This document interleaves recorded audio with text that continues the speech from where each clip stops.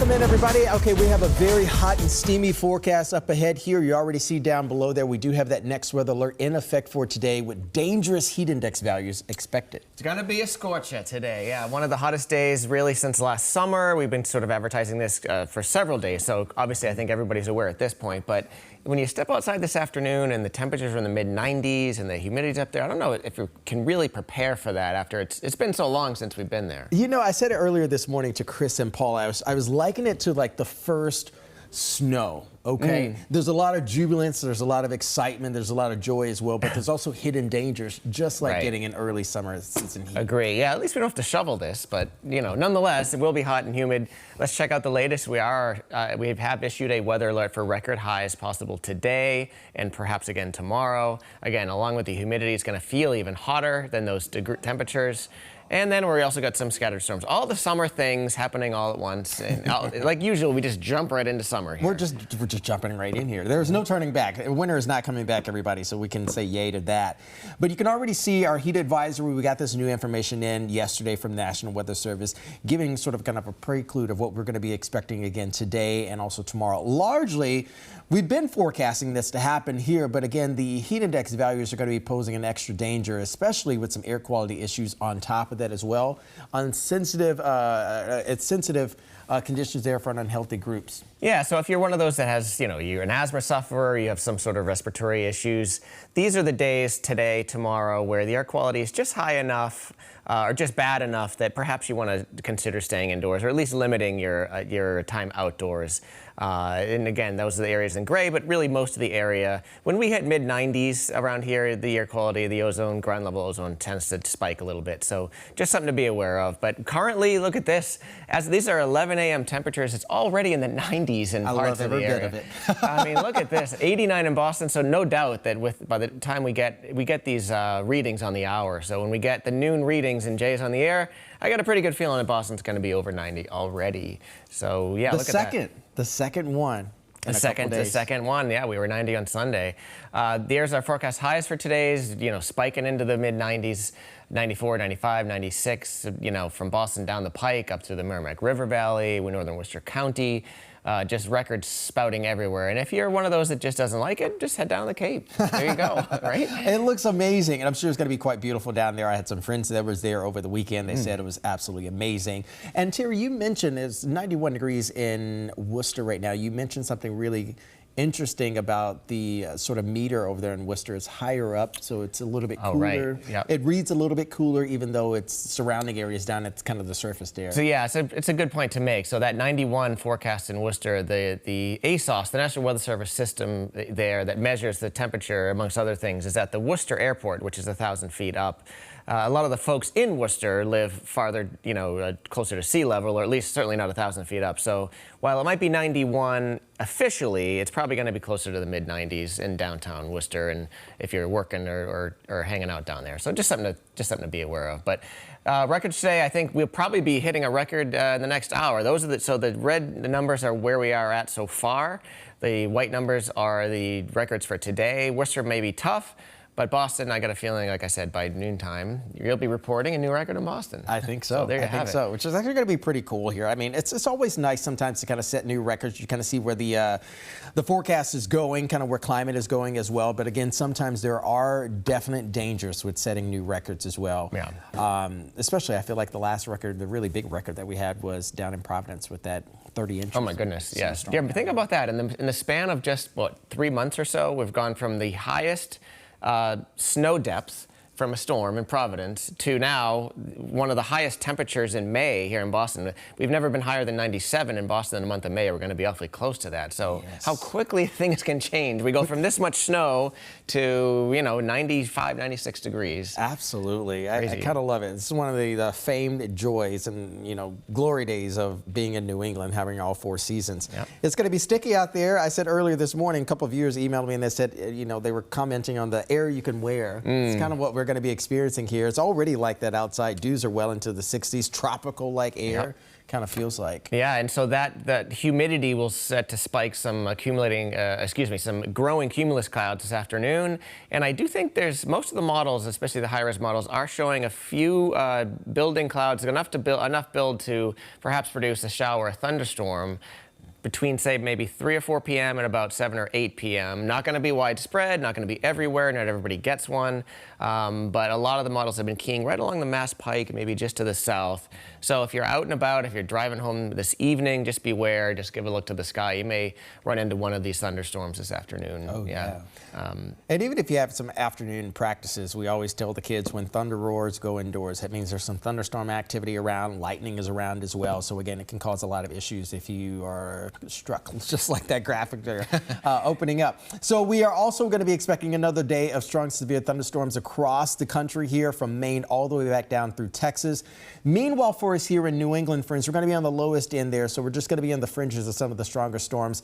We're just going to be dealing with mainly a marginal risk, which is just about a 1 out of 5. So low level, not widespread, as Terry mentioned, but still expecting to be quite balmy overnight tonight. Those are low temperatures there. Crazy. It was around 70 degrees when I came in around 4 a.m. this morning. Yeah, so these low temperatures are a little bit warmer than our average high temperatures this time of year. I think we're averaging right around 68 or so degrees for highs.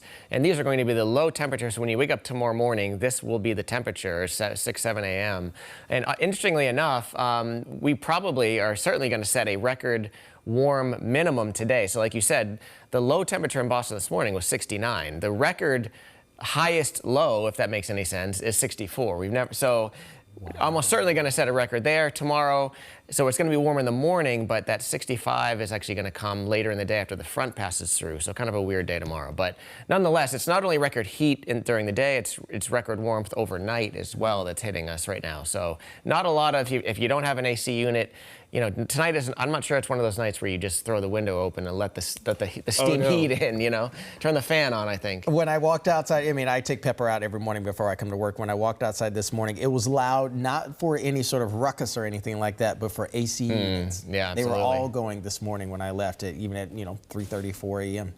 Yeah, so here's tomorrow's highs. We think a few degrees cooler than today just because there will be more clouds around in the afternoon and, a few more thunderstorms. But the front is coming through tomorrow afternoon, so that's why if you look farther north, the front will have already come through there earlier, so we just don't have enough time to get as high as we did today. But with the launching pad in the 70s tomorrow morning, I think we'll get up to 90 quickly late morning again. And then, of course, again, we just don't have as much time in the afternoon to keep building on those highs. So could very well be another record day tomorrow. We'll be right on the edge there.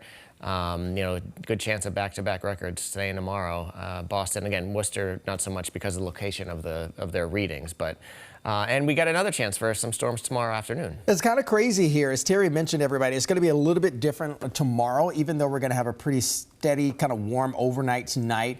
We are expecting a few more clouds to move in around mid-morning to late morning into the early afternoon. Those clouds could actually help to act as a barrier to allow temperatures to not get as high, but I mean, they're going to be high, well above average for this time of year, at least 10 to 15 degrees or so. But it kind of depends on the speed of the front. It depends on how much moisture is going to be lofted up as well. South winds normally aid and also a bit more moisture in the atmosphere, which brings about more clouds. That could actually be the case for tomorrow, and depending on the speed and orientation of the front, some areas north and west of town could actually cool down a little bit quicker, like Terry was mentioning, mid to lower 80s there. Meanwhile, Boston can actually be touching around maybe 90 degrees on either side, plus or minus a couple degrees or so. Yeah, and I think that front comes through during the afternoon. So again, it doesn't look like a major severe weather day tomorrow. I think kind of like today, a few isolated to scattered storms in the afternoon, evening. It seems like not long and south of the Pike is where a lot of the models are hinting. But that moves off by tomorrow night.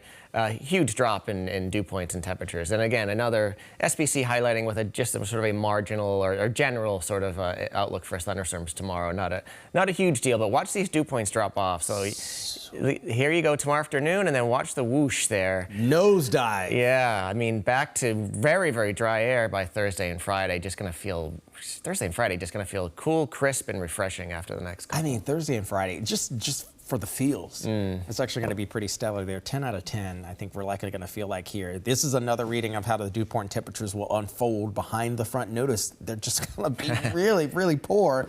Back to that refreshing category there between Thursday, Friday, and Saturday as we march right into the holiday weekend here. I like to call it the unofficial start to summer for Memorial Day there.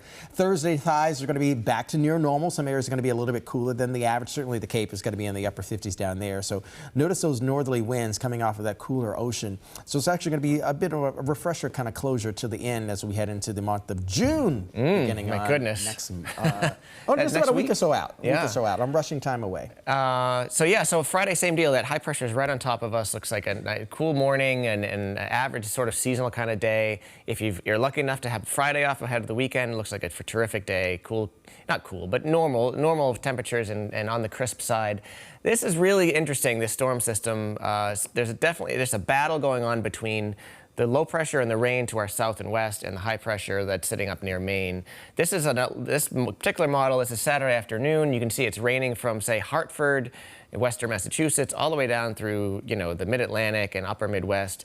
But the high holds on just enough to keep, say, northeastern Mass, New Hampshire, and Maine dry. So again, like we were saying yesterday, if you've got your choice at this point and you can head north or northeast instead of heading south or southwest, I think your chances of sunshine or at least staying dry are much higher Saturday and Sunday. And you can see that the rain never really doesn't really make much northeastward progress. The high just kind of holds its ground. It's crazy.